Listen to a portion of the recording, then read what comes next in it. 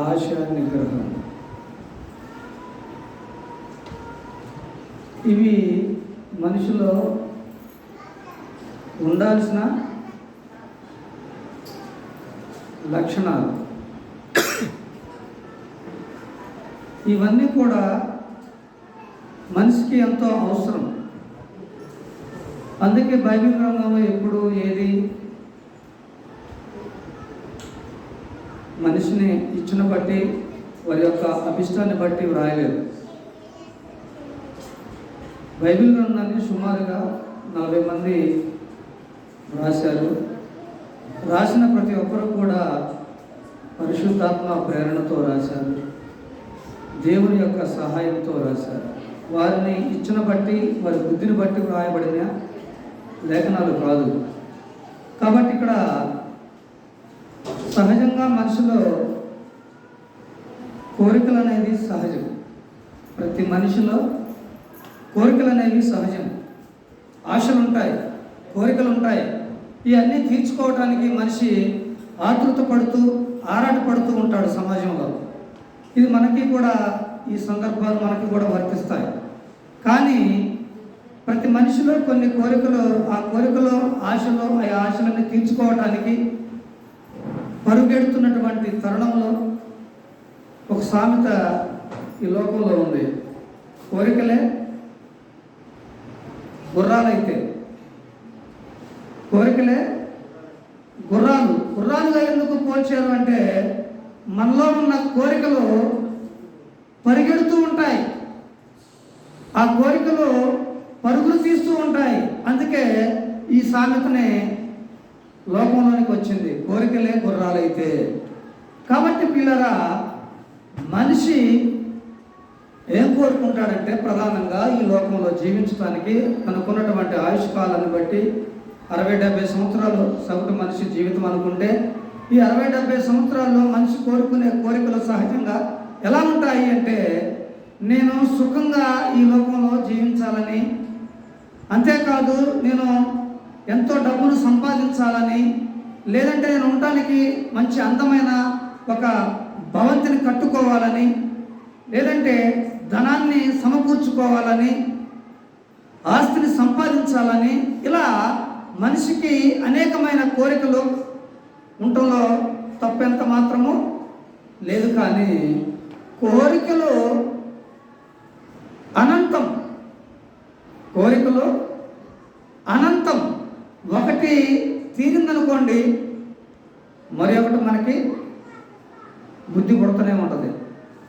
ఈ సంవత్సరం ఒక కోరికను కోరుకున్నప్పుడు ఆ కోరిక తీరితే అంతటితో మనం సరిపుచ్చుకోము, మరలా ఇంకొక కోరిక కలుగుతూనే ఉంటుంది. అందుకే కోరికలు అనంతాలు. ఒకటి తీరిన తర్వాత మరి ఒకటి, మరి ఒకటి తీరిన తర్వాత మరి ఒకటి మనిషిలో ఉద్భవిస్తూనే ఉంటాయి.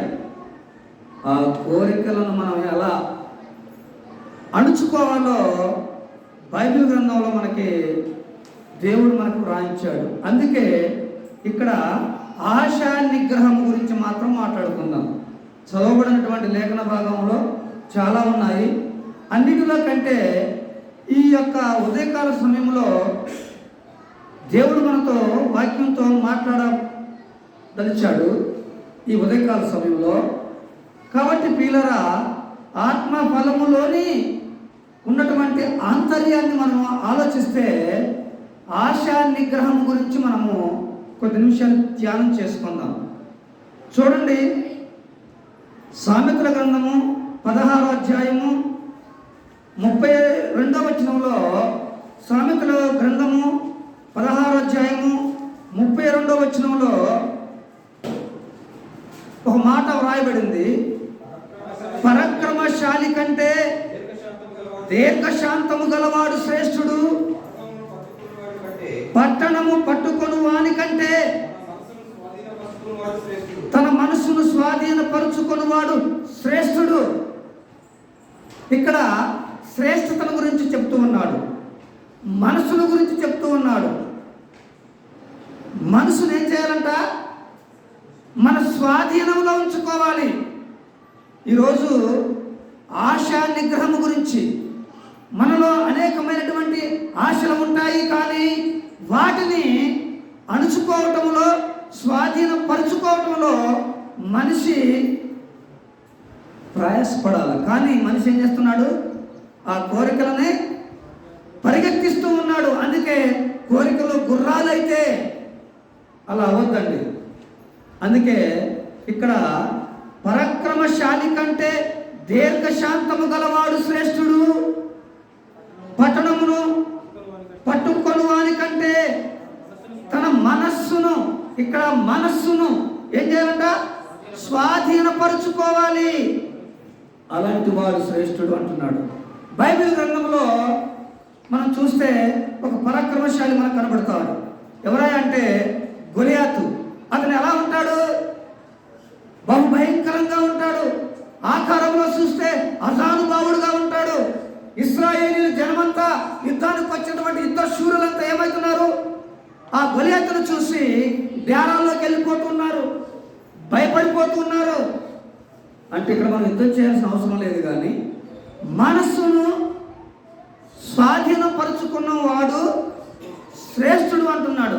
ఒక పరాక్రమశాలి కంటే, ఒక బలవంతుడి కంటే తన మనసును అదుపు చేసుకునేవాడు శ్రేష్ఠుడు అని చెప్తున్నాడు. అందుకే ఇక్కడ ఇంకొక మాట మనం చూడగలిగితే, అదే సామెతల గ్రంథము 25వ అధ్యాయము 28వ వచనాన్ని మనం చూస్తే, ప్రాకారము లేక పాడైన పురము ఎంతో తన మనసును అణుచుకోలేని వాడు అంతే. ఇక్కడ కూడా సామెతల గ్రంథములో 25వ అధ్యాయము 28లో ప్రాకారము లేక పాడైన పురము ఎంతో తన మనసును అణుచుకోలేని వాడు అంతే. అంటే ఒక పట్టణానికి, ఒక పురానికి ఏం అవసరం అండి? ప్రాకారాలు అవసరము. ఒకానొక సమయంలో, ఇప్పుడంటే లేకపోవచ్చు, కానీ మనం చరిత్రను ఆలోచిస్తే యెరూషలేము ప్రాకారాలు ఉన్నాయి. అవునండి, యెరూషలేముకి ఏమున్నాయి? ప్రాకారాలు ఉన్నాయి. ఆ ప్రాకారాలను తాకితే కానీ నెబుకద్నెజరు హయాంలో దండెత్తి వచ్చినప్పుడు యెరూషలేము మందిరాన్ని దోచుకోవడానికి వస్తారు. ఎవరు? నెబుకద్నెజరు. ఆయన దండయాత్ర చేసినప్పుడు మొట్టమొదటిగా ఏం చేయాలి?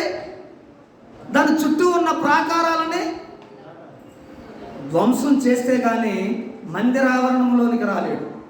ఎందుకంటే సొలొమోను గారు చాలా వైభవపేతంగా కట్టాడు. ఇప్పటి వరకు ప్రపంచంలో ఎవరు కట్టలేనటువంటి నిర్మాణము ఎవరు కట్టారు? సొలొమోను కట్టారు. ఎలా కట్టాడైనా? బంగారముతోనూ వెండితోనూ వెలగాలనేటువంటి వజ్ర వైడూర్యాలతో ఆ మందిరాన్ని కట్టినప్పుడు నెబుకద్నెజరుకి కన్ను పడిందనమాట. అందుకే ఆయన దండెత్తి వచ్చి ఆ దేవాలయాన్ని తగులబెట్టి ఆ బంగారం అంతా ముద్దల ముద్దలుగా, దిమ్మెలుగా ఎత్తుకొని పోయాడు. ఎవరు? నెబుకద్నెజరు. అందుకే అంటున్నాడు, ప్రాకారము లేక పాడైన పురము ఎంతో తన మనసును అణుచుకోలేని వాడు అంతే. అంటే బైబిల్ ఏం చెప్తుంది అయ్యా? తన మనసు, మనలో ఉన్నటువంటి మనసును ఏం చేయాలా? అణుచుకోవాలి. అలా లేకపోతే ఒక యెరూషలేమును మనం చూస్తే ఎలా పాడైపోయిందో మనకు అర్థమవుతూ ఉంది. ఆ రోజుల్లో ఏమంటే ఇంకొక ఈ మాట వ్రాసి నేటికి ఎన్ని సంవత్సరాలు తెలుసండి? సామెతల గ్రంథం రాసి సుమారుగా క్రీస్తు పూర్వము 1000 సంవత్సరాల క్రితం రాయబడినటువంటి మాట. నేటికి 3025 సంవత్సరాలు అవుతుంది. ఇదేదో నేను ఇప్పుడు రాసుకొచ్చిన మాట కాదు. అందుకే తన మనసును ఏం చేయాలా? అదుపు చేసుకోవాలా. కోరికలు అనంతాలు అనుకున్నాం, కోరికలు గుర్రాలు అయితే అనుకుంటున్నాం. అలాంటి కోరికలను మనం ఏం చేయాలంటే అదుపులో ఉంచుకోవాలా, అణుచుకోవాలని చెప్తూ ఉంది. ఇంకా మనం చూస్తే ఇశ్రాయేలీలు ఇప్పుడు మనకి ఒకనాడు యెరూషలేము కనపడింది, ఇంకొక పట్టణం కనపడుతుంది. ఏంటంటే బైబిల్లో మరి ఇశ్రాయేలీయులు ఐగుప్తు నుంచి కానానుకు వచ్చే సమయంలో కూడా ఒక నది ఉంది. ఏదది? యోర్దాను. యోర్దాను దాటిన తర్వాత ఒక పట్టణం ఉంది. ఏదది? యెరికో పట్టణము. ఆ యెరికో పట్టణం చుట్టూ కూడా ఏమున్నాయి? ప్రాకారాలు ఉన్నాయి. ప్రభునందు ప్రియులారా, అంటే బైబిల్లో ఈనాడు మరి పట్టణాల చుట్టూ ప్రాకారాలు లేవు, కానీ ఆనాడు ఎలా ఉన్నాయి? వాళ్ళ దేశ భద్రత కొరకు, వాళ్ళ యొక్క పట్టణాల భద్రత కొరకు ఏం చేశారు? వాళ్ళు ప్రాకారాలు నిర్మించుకున్నారు. యెరూషలేమును చూస్తే యెరూషలేము చుట్టూ యెరూషలేము ప్రాకారాలు కనపడుతున్నాయి. ఇక్కడ యెరికో ప్రాకారాలు కనపడుతున్నాయి. ఇప్పుడు మన కళ్ళ ముందు ఇప్పుడు మన ప్రక్క దేశమైనటువంటి చైనా కూడా ఏం చేసింది? గోడ కట్టుకుంది. ఎందుకయ్యా అంటే శత్రువుల నుంచి కాపాడబడతారు అని, ఆ దేశాన్ని ఎవరు దోచుకోకుండా ఉండాలి అని. అలాగనే మనం కూడా స్తోమత కలిగిన వారు ఇంటి చుట్టూ ఏం చేస్తాం? ప్రహరీ కట్టుకుంటాం కదా. అంటే పట్టణాలకి, మన ఇళ్ళ చుట్టూ ప్రహరీలకి ఒక భద్రత ఎలాగైతే ఉందో, మనిషికి మనసు అనేటువంటి ఆ యొక్క మనసుకి ఏం చేయాలా? భద్రపరచాలి. దాన్ని ఎలా భద్రపరచాలి మరి? వాటికైతే యెరికో పట్టణం చుట్టూ ప్రాకారాలు ఉన్నాయి, యెరూషలేము చుట్టూ ప్రాకారాలు ఉన్నాయి. అలాగనే చైనా వాడు కూడా ఏం చేశాడు? చుట్టూ తన దేశం చుట్టూ ప్రాకారం కట్టుకున్నాడు.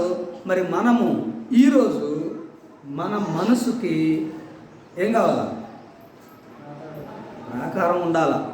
అందుకే మనసును అదుపు చేసుకోవాలి. బలవంతుడి కంటే, ఒక పరాక్రమశాలి కంటే తన మనసును అదుపు చేసుకునేవాడు శ్రేష్ఠుడు అంటుంది. అలాగనే మనము కూడా క్రైస్తవ్యంలోని ఉన్నటువంటి క్రైస్తవ బిడ్డలందరూ కూడా తన మనసును ఏం చేయాలా? అదుపు చేసుకోవాలి. మనకి చాలా కోరికలు ఉంటాయి. కోరికలు తీర్చుకోవడంలో తప్పు లేదు, కానీ వాటికి ఒక పరిమితి ఉంది. ధనం సంపాదించాలంటే చాలామంది ఏం చేస్తారు? కష్టపడతారు. వ్యవసాయం చేసేవారు వ్యవసాయం చేస్తారు. ఏమండి? వ్యాపారం చేసేవాడు వ్యాపారం చేస్తాడు. అలాగనే ఉద్యోగం చేసేవారు ఉద్యోగం చేస్తారు. వారి యొక్క పరిస్థితులను బట్టి వారు ధనాన్ని సమకూర్చుకుంటారు. క్రమంగా సంపాదించుకోవాలి. చాలామంది ఏం చేస్తారు? అక్రమంగా సంపాదించే ఉన్నారు. అంటే తన మనసును అదుపు చేసుకోలేని వాడు ఏం చేస్తాడు? సక్రమమైన మార్గం కాదు కానీ అక్రమమైనటువంటి మార్గంలోనికి ప్రయాణం చేస్తారు. అందుకే ఈ ఉదయకాల సమయంలో దేవుడు మనతో మాట్లాడుతూ ఉన్నాడు. క్రైస్తవులు ఎలా ఉండాలి? తన మనసును అదుపు చేసుకునేవారుగా ఉండాలి. అందుకే మనం చూస్తూ ఉన్నాం. ఏమండి? ప్రాకారము లేని పురము ఎలాగైతే పాడవుతుందో, తన మనసును అదుపు చేసుకోలేని వారు కూడా అట్టివారే అనే వాక్యం మనకి సెలవిస్తూ ఉంది పిల్లలు. ఇంకా మనం చూస్తే తిమోతికి రాసిన 2వ పత్రిక 1వ అధ్యాయము 7వ వచనం చూడండి. జాగ్రత్తగా గమనించండి. దేవుడు మనకు శక్తియు ప్రేమయు ఇంద్రియ నిగ్రహము గల ఆత్మనే ఇచ్చిన గాని పిరికితనము గల ఆత్మను ఇయ్యలేదు. దేవుడు మనకు ఎలాంటి ఆత్మను ఇచ్చాడంట? ఇంద్రియ నిగ్రహము గల ఆత్మనిచ్చాడు. ఇంద్రియ నిగ్రహము. ఏ నిగ్రహము? ఇది చాలా డేంజర్ అన్నమాట మనిషికి. మనం చదువుకున్నాం కదా లేఖన పట్టణంలో, మనుషులు ఏముంటాయి, చెడ్డవి ఏమున్నాయో, మంచి ఏమి ఉండాలో మనం ఇందా చదువుకున్నాం. ఏమండి? శరీర కార్యములు మనకు స్పష్టమై ఉన్నవి, అవి ఏంటో మనం చదువుకున్నాం కదా. అలాగనే మనిషిలో ఏమి ఉండకూడదో ఏమి ఉండాలో దేవుడు మనకి వ్రాయించాడు. అందుకే ఇక్కడ దేవుడు మనకు శక్తియు ప్రేమయు ఇంద్రియ నిగ్రహము గల ఆత్మనే ఇచ్చిన కానీ పిరికితనము గల ఆత్మను ఇవ్వలేదు. ఇంద్రియాలు అంటే మనకు కూడా ఎన్ని ఉన్నాయండి? 5. ఏంటి 5? వీటిని ఏమన్నారు? జ్ఞానేంద్రియాలు అన్నారు. ఏమన్నా మనం చదువుకున్నాం కదా. ఈ జ్ఞానేంద్రియాల్లో ఏం పనులు చేస్తాయో మనకు తెలుసు.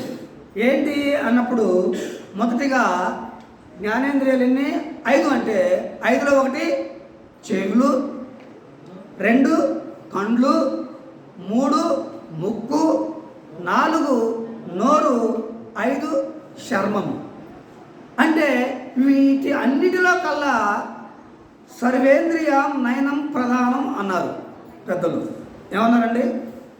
సర్వేంద్రియం నయనం ప్రధానం అన్నారు. ఎందుకు ఈ నయనాల గురించి దేవుడు చెప్తున్నాడు అంటే, అద్భుతమైన సృష్టిని చేసిన తర్వాత ఆ సృష్టిని ఏలటకు ఎవరు? మొదటి భూమి మీదకి వచ్చిన మనుషులు ఎవరండి? అవ్వ ఆదాములు. వారు ఎందుకు మరి పాపంలో పడిపోయారు అంటే, కన్ను మంచిదైతే దేహమంతా మంచిగానే ఉంటుందంటండి. కన్ను కనుక చెడిపోతే ఆ కన్ను వల్ల దేహము పాతాళంలోనికి అగ్నిగుండంలో నెట్టివేయబడుతుంది. అందుకే సర్వేంద్రియం నయనం ప్రధానం అన్నారు. ఆ నయనాలు కనుక మనం చక్కగా సరిగా ఉంచుకోకపోతే ఈ దేహాన్నే మంటల్లోకి నెట్టేస్తుంది. అందుకే ఆదాము అవ్వలు ఏం చేశాడు సాతాను? ఇదిగో మీకు దేవుడు అయినటువంటి మీ దేవుడు ఈ వనంలో ఉన్న ప్రతి వృక్ష ఫలాలు తినమని చెప్పాడు కదా, కానీ కనపడుతుంది చూసావా? ఆ ఫలాన్ని ఎందుకు తినొద్దు అన్నాడు అన్నప్పుడు అవ్వమ్మ చూసిందండి. ఎలా ఉందంట?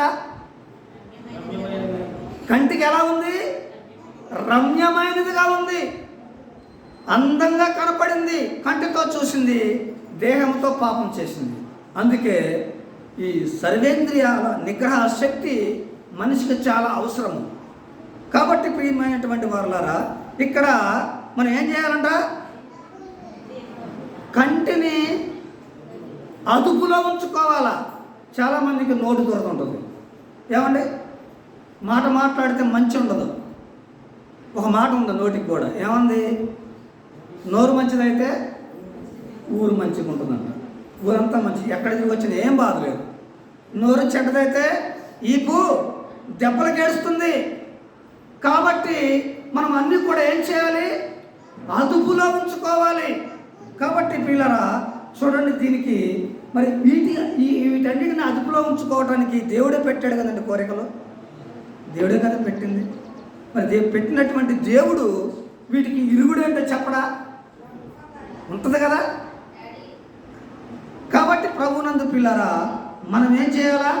మన ఆశలన్నింటినీ కూడా మనం ఏం చేయాలంటే నిగ్రహించుకోవాలి. నిగ్రహ శక్తి అణుచుకోవాలా. చాలా కోరికలు ఉంటాయి. ఆ కోరికలన్నింటినీ కూడా మనం ఏం చేయాలంటే అణుచుకోవాలి. అందుకే చూడండి ఒక మాట, కొలసీ పత్రిక 2వ అధ్యాయము 23వ వచనం చూడండి.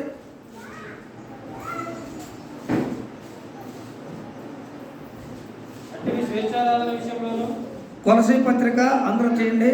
2వ అధ్యాయము 23వ వచనం.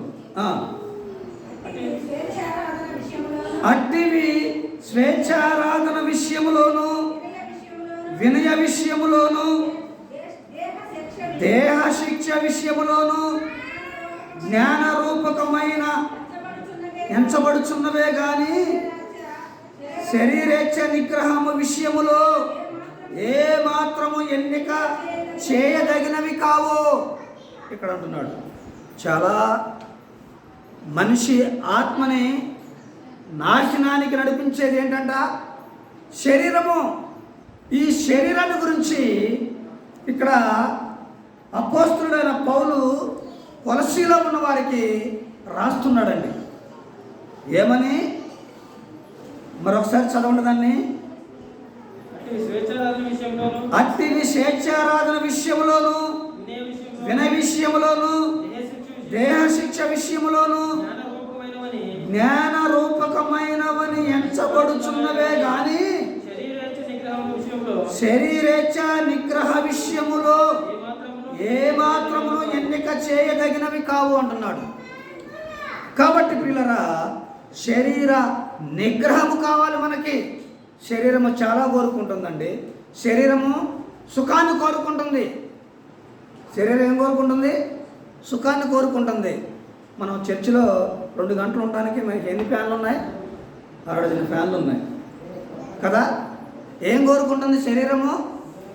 సుఖాన్ని కోరుకుంటుంది. ఇంటికి పోతే ఏసీ కావాలంటుంది, లేదంటే కూలర్ పెట్టంటుంది, నాకు మంచిగా మైసూర్ శాండిల్ సబ్బుతో స్నానం చేయించంటుంది. శరీరం అండి ఇది. కానీ ఇది ఎంత మాత్రము ఎన్నదగినవి కావంట. ఇంకా చూడండి, ఎఫెసీ పత్రిక 2వ అధ్యాయం.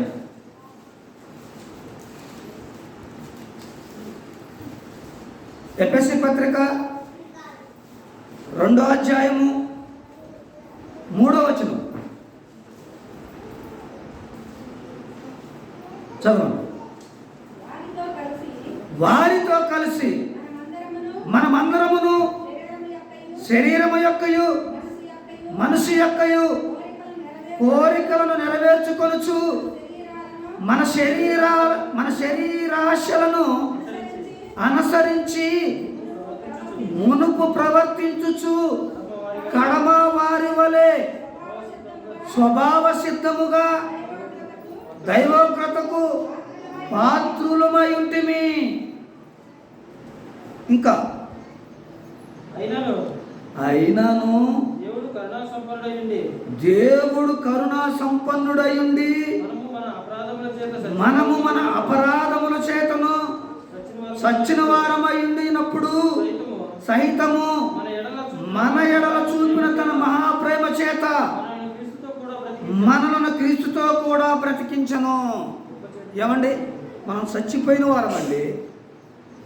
శరీరాన్ని బట్టి మనం చచ్చిన వారం అయితే దేవుడు తన కృపను బట్టి యేసుక్రీస్తుని లోకానికి పంపించి ఆయన శిలువ మరణము ద్వారా, ఆయన రక్తము కార్చటం ద్వారా, ఆ రక్తములో మనమందరం కడగబడటం ద్వారా మనం ఏమయ్యాము? జీవించబద్దులమై ఉన్నాము. 2వ మరణము నుండి తప్పించబద్దులమై ఉన్నాము. కాబట్టి పిల్లరా, ఇక్కడ మనకు 2 విషయాలు కనబడతా ఉన్నాయి.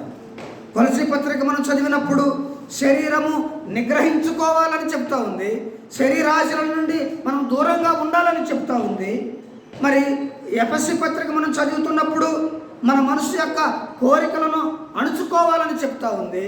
ఇవన్నీ కూడా శరీరమును బట్టి మనము సచ్చిన వారమై ఉండగా యేసు క్రీస్తును బట్టి మనమందరము బ్రతుకుచున్నాము. కాబట్టి పిల్లరా, కోరికలు అనంతాలు కావచ్చు, కానీ ఆ కోరికలు మనం ఏం చేయాలంటే అణుచుకోవాలి. కోరికలు తీర్చుకోవాలంటే పురుషుడికి ఏముంది? భార్య ఉంది. మరి స్త్రీకి భర్త ఉన్నాడు. వారి యొక్క ధర్మాన్ని వాళ్ళు కొనసాగించుకోవచ్చు శరీర కోరికలను బట్టి. కాబట్టి దాన్ని అలా కాకుండా మనము ఇష్టానుసారంగా లోకంలో ఉంటే మనకేం సంభవిస్తుంది? మరణం సంభవిస్తుంది. కాబట్టి ఇంకొక మాట చూడండి, మనము తిమోతికి రాసిన 2వ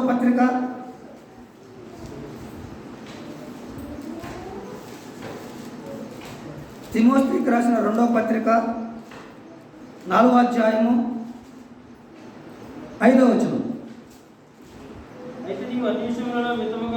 అయితే నీవు అన్ని విషయములలో మితముగా ఉండుము, శ్రమపడుము, సువార్తకుని పనిచేయుము, నీ పరిచర్యను సంపూర్ణముగా జరిగించు అంటున్నాడు. ఇక్కడ అయితే నీవు అన్ని విషయములలో మితముగా ఉండు అంటే అక్కడ ఏం కనపడుతుంది? ఏమండి, పౌలు గారికి ఏం కనపడతా ఉంది ప్రజల్లో అంటే మితము లేని విషయాలు కనపడతా ఉన్నాయి. మనిషి మితముగా లేడనమాట, సక్రమంగా లేడనమాట. చాలా భయంకరమైనటువంటి పరిస్థితుల్లో మనుషులు ఉన్నారు. అందుకే అది గమనించినటువంటి పౌలు ఏమంటున్నాడు? అన్ని విషయములలో మనం ఎలా ఉండాలా? మితముగా ఉండాలి. అన్ని విషయములలో మితముగా ఉండాలి. పౌలు చెప్తూ ఉన్నాడండి. తిమోతికి రాస్తున్నటువంటి ఈ పత్రికలో పౌలు తిమోతికి చెప్తున్నాడు. ఎందుకు తిమోతికి చెప్తున్నాడు అంటే, తన వయసు అయిపోతూ ఉంది. తర్వాత ఈ సువార్త భారాన్ని ఎవరు మోయాలి? తిమోతి మోయాలి. తిమోతి సమాజంలోనికి వెళ్ళాలి కనుక తిమోతికి జాగ్రత్త చెప్తూ ఉన్నాడు. అయ్యా తిమోతి, నువ్వు ఎలా ఉండాలి అంటే, ఒక్క విషయంలో కాదు, 2 విషయాల్లో కాదు, సమస్తమైనటువంటి విషయాల్లో నువ్వు చాలా మితముగా ఉండాలి. జాగ్రత్తలు. ఒక సువార్థికుడు మరి ఒక సువార్థికుడు తయారు చేయాలంటే ఏం చెప్తున్నాడు? చాలా జాగ్రత్తగా ఉండాలని చెప్తున్నాడు. మన కాపులు కూడా మనకేం చెప్తున్నారు? ప్రతి ఒక్కరు మీరు మాట్లాడగలిగే సామర్థ్యం ఉండాలా. నా తనాంతరం మీరు కూడా ఇది ఇలా ఆగిపోకూడదు, ఇది కొనసాగాలి అంటే మీలో కూడా అనేక మంది సువార్థికులు కావాలని. అవునా? అయ్యా చాలా విషయాలు చెప్తున్నారు ఈ విషయాన్ని. అంటే ఇక్కడ మరి తిమోతికి పౌలు గారు కూడా చెప్తూ ఉన్నాడు, సమాజంలోకి వెళ్ళాలి కనుక అన్ని విషయాలు నువ్వు ఎలా ఉండాలా? మితము కలిగి ఉండాలా. చాలామంది ఉన్నారండి, చాలామంది ఎలా ఉంటారండి? లగ్జరీగా ఉండాలనుకుంటారు, హోందాగా ఉండాలనుకుంటారు, నేను హైలైట్గా కనపడాలి, గొప్పగా ఉండాలని అనుకుంటారు. అయితే ఇక్కడ ఇవి సేవకునికి ఎలా ఉండాలి? క్రైస్తవుడికి ఎలా ఉండాలి? క్రైస్తవ జీవితం ఎలా ఉండాలి? మితము కలిగి. ఒకానొక లోకంలో లోకాన్ని మనం చూస్తే వాడు అపరిమితముగా ఉంటారు. ఎలా ఉంటారు? పరిమితులు ఉండేవాళ్ళు అడ్డగోలుగా జీవిస్తారు, అన్యాయంగా జీవిస్తారు, అక్రమంగా జీవిస్తారు. కానీ మనం మాత్రం ఎలా ఉండాలంటే మితముగా జీవించాలి. అన్యుడు దేవుని నమ్మని వాడు ఎలాగా, వాడి ఇష్టం ఎలాగైనా ఉంటాడు, తన ఇష్ట రాజ్యం. మనకొక నియమం ఉంది, మనకొక కట్టడి ఉంది, మనకొక రాజ్యాంగం ఉంది. ఇది విశ్వరాజ్యాంగం, భారతదేశ రాజ్యాంగం కాదు, అమెరికా రాజ్యాంగం కాదు, బ్రిటిష్ రాజ్యాంగం కాదు. ఇది యూనివర్సల్ రాజ్యాంగం. ప్రతి మనిషి ఇది పాటించాలి. అందుకే చెప్తూ ఉన్నాడు. ఏమంటున్నాడు? అన్ని విషయములలో తిమోతి నువ్వు చాలా జాగ్రత్తగా ఉండు, భయం పెట్టుకో. ఇంకా చూడండి, సామెతల గ్రంథము 17వ అధ్యాయం. సామెతల గ్రంథము 17వ అధ్యాయము 27వ వచనం చూడండి. మితముగా మాట్లాడువాడు తెలివి గలవాడు. చాలండి. మితముగా మాట్లాడేవాడు తెలివి గలవాళ్ళు అట్లా చేస్తారు కదా. కొంతమంది వస్తారు, 10 మంది మాట్లాడుతుంటే విషయం మాట్లాడుతుంటారు, ఏ విషయం వాడికి ఏం తెలియదో మధ్యలో దూరతుడో వచ్చి మాట్లాడుతూనే ఉంటాడు కదా. ఏమంటున్నాడు ఇక్కడ? మితముగా మాట్లాడువాడు తెలివి కలిగిన వాడంట. అంటే మనం చాలా జాగ్రత్తగా ఉండాలని ఇక్కడ కూడా చెప్తా ఉంది లేఖనం. అయితే మనం మితముగా మాట్లాడువాడు ఎలా ఉంటాడంటే తెలివి కలిగినటువంటి వారే చాలా తక్కువ మాటలతో మాట్లాడుతూ ఉంటారు. చూడండి, ఇంకా మరి తీతుకు రాసిన పత్రిక కూడా మనం చూస్తే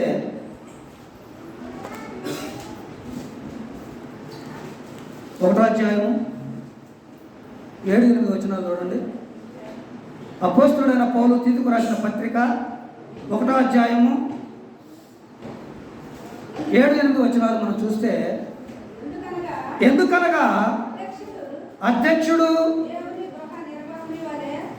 దేవుని గృహ నిర్వాహకుని వలె నిందారహితుడై ఉండవలను, అతడు స్వేచ్ఛాపరుడును, ముక్కోపియు, మద్యపానియు, కొట్టువాడును, దుర్లభము అపేక్షించువాడును కాక అతిథి ప్రియుడును, సజ్జన ప్రియుడును, స్వస్థ బుద్ధి గలవాడును, నీతిమంతుడును, పవిత్రుడును, ఆశా నిగ్రహము గలవాడునై ఉండి తాను హితబోధ విషయమై జనులను హెచ్చరించుటకును ఎదురాడు వారి మాట ఖండించుటకును శక్తి గలవాడగునట్లు ఉపదేశమును అనుసరించి నమ్మదగిన బోధను గట్టిగా పట్టుకొను వాడునై ఉండవలను. ఏమండి, ఇన్ని విషయాలు ఉన్నాయండి. ఇక్కడ ఏముంది? నీతిమంతుడును పవిత్రుడును ఆశా నిగ్రహము గలవాడై ఉండాలి అంటున్నాడు. ఆశా నిగ్రహము మనం చదువుకున్నాం. ఇప్పుడు మన ఏం ఆలోచిస్తున్నాం? ఆశా నిగ్రహం గురించి. ఆశా నిగ్రహము కలగాలి. మన కోరికలన్నింటినీ కూడా, మన ఆశలన్నింటినీ కూడా మనం ఏం చేయాలి? నిగ్రహించుకోవాలి. వాడే బలమైనటువంటి వాడు. యుద్ధ రంగంలో యుద్ధం ఎలా చేయాలంట చూడండి ఒకసారి. ఇంకా మనం ఏం చేస్తామంటే ఈ ఆశని చంపుకోలేక పక్కవాడు అలా ఉన్నాడు, ఈ పక్కవాడు ఇలా ఉన్నాడు, వాడికి మిద్దెలు ఉన్నాయి, మేడలు ఉన్నాయి, ఆమెకు నక్లీస్ ఉంది, నాంతాడు ఉంది, చాంతాడు ఉంది అని మనకు ఆశలు కలుగుతూ ఉంటాయి కదా.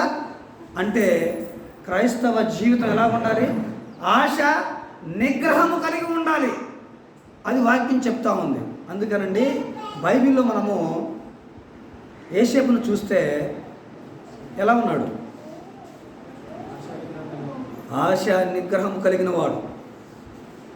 తన యజమాని భార్య మన పాపము చేయమన్నప్పుడు యోసేపు ఎలా ఉన్నాడు? తన ఆశలను అన్నింటిని కూడా అలుచుకొని మరి పాపానికి దూరముగా పారిపోయాడు. యోసేపుకు ఏం కనబడుతుంది? తన నమ్మిన దేవుడు కనబడతా ఉన్నాడు. ఆమె ఏమనుకుంటుందంటే ఈ గదిలో మన ఇద్దరమే ఉన్నాము, మనము పాపము చేయొచ్చు అని ప్రేరేపిస్తుంది. కానీ యోసేపు పిచ్చిదానా, ఇతరం కాదు, నా దేవుడు చూస్తూ ఉన్నాడు, ఈ పాపానికి నేను ఒడికట్టలేను, ఈ పాపము నేను చేయలేను అని తన ఆశలను అన్నిటినీ కూడా యుక్త వయసులో ఉన్న యోసేపు తన ఆశలను అణుచుకున్నవాడుగా కనపడతా ఉన్నాడు. ఏమండి, రాణి బలవంతం చేస్తూ ఉంటే తను ఏమనుకుంటుందంటే ఈ లోక ఆశలతో పడి మన ఇద్దరమే ఉన్నాం అనుకుంటుంది. కానీ యోసేపుకి ఎవరు కనపడుతున్నారు? జీవము కలిగిన దేవుడు కనపడతా ఉన్నాడు. అయ్యో, ఈ పాపానికి నేను ఒడికట్టలేను అని ఆయన.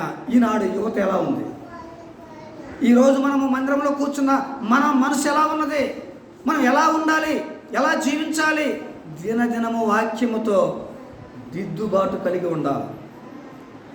మనిషిలో తప్పులు చేయటం సహజం, ఎందుకంటే అది నైజం, మానవుని యొక్క నైజం. కానీ తప్పును సరిదిద్దుకోవటంలో మనిషి ఫలించాలా, దాంట్లో సాధించాలా. కాబట్టి పిల్లరా, మనము ఆశ నిగ్రహము కలిగి ఆనాడు మరి యోసేపులాగా ఉండాలి. చాలా బైబిల్లో మనం చూస్తే చాలామంది ఉన్నారు. అందుకే తిమోతి గారు రాస్తున్నప్పుడు కానీ, పౌలు తిమోతికి రాస్తున్నప్పుడు కానీ, మరి క్రైస్తవ సమాజానికి రాస్తున్నప్పుడు కానీ ఆయన పత్రికలన్నీ మనం చూస్తే చాలా భయాన్ని కలిగిస్తూ ఉంటాయి. కాబట్టి పిల్లరా, మనము ఆశ నిగ్రహము కలిగినటువంటి వారమై క్రైస్తవ జీవితాన్ని కొనసాగించి మన కోరికలన్నింటినీ కూడా చంపుకొని దేవుడు ఉన్న లోకం పరలోకం చేరాలన్నదే ఆయన కోరిక ఉన్నది. కాబట్టి ఈ సమయాన్ని ఇచ్చినటువంటి అయ్యగారికి ప్రత్యేకంగా వందనాలు తెలియజేస్తూ నన్ను నేను